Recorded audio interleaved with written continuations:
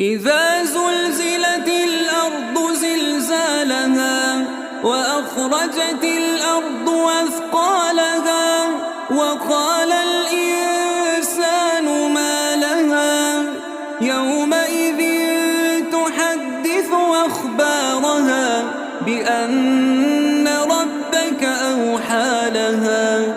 يومئذ يصدر الناس أشتاتا ليروا أعمالهم فمن يعمل مثقال ذرة خيرا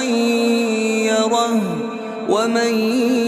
يعمل مثقال ذرة